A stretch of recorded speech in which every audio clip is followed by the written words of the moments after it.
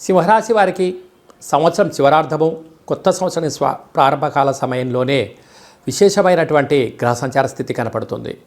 విశేషంగా ఏమిటంటే 2వ స్థానంలో కేతు, 7వ స్థానంలో శని, 8వ స్థానంలో చతుర్గ్రహ కూటమి, పంచగ్రహ కూటమి, షష్ఠగ్రహ కూటమితో సంచార స్థితి ఉండడం, రాజ్యస్థానంలో కుజుడు, లాభస్థానంలో కుజు సంచార స్థితి ఉన్నప్పుడు ప్రభుత్వ ఉద్యోగులు, ప్రైవేట్ రంగాల్లో ఉండబడిన వారు, ఆహార ఉత్పత్తులు, లా అండ్ ఆర్డర్లో వర్క్ చేసేటువంటి వారందరికీ కూడా అనేక రకాలమైనటువంటి అంటే సింహరాశి జాతకులకు అందరికీ కూడా ఒక పెను సంచలమైనటువంటి ఇబ్బందులు కలగబోతున్నాయి. ఎందుకనగా అష్టమంలోనే ఆయుస్థానంలోనే ఆయుకారకుడు రవి, బుద్ధికారకుడు బుధుడు, అలాగనే కలత్రకారకుడు శుక్రుడు, ఆయుకారకుడు శని భగవానుడు విశేషమైనటువంటి గ్రహ సంచార స్థితి అక్కడ ఉండడం వలన అనేక రకాలమైనటువంటి ఇబ్బందికి గురయ్యే పరిస్థితి చాలా అధికంగా ఉంటుంది.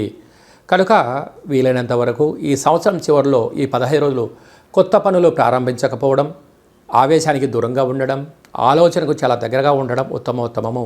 కొన్ని వేల వీడియోలలో ఈ వీడియో మీరు చూస్తున్నారు అన్నట్టయితే నవగ్రహ సేవ, స్మరణ, ధ్యాన చేసే కార్యక్రమంకి సమయమాసమైంది గుర్తుపెట్టుకోవాలి. మన పేరు రీత్యా, మన నక్షత్ర రీత్యా గ్రహ సంచార స్థితులు ఎలా ఉన్నాయి, ఏ గ్రహానికి ఎంత దైవనామాన్ని స్మరణ చేయాలి, ఎంత దానం చేయాలి, ఏ కార్యక్రమం చేయాలి వ్యక్తిగతంగా తెలుసుకుందాం.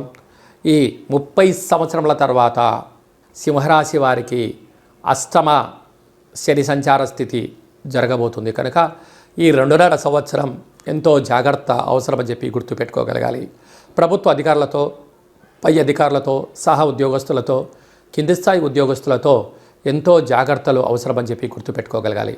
ఈ 2.5 సంవత్సరం వీలైనంత వరకు నదీ స్నానాలు, దూర ప్రయాణాలు, కోర్టు సమస్యలు మిమ్మల్ని వెంటాడే పరిస్థితులు అధికంగా ఉంటుంది. తస్మాత్ జాగ్రత్త.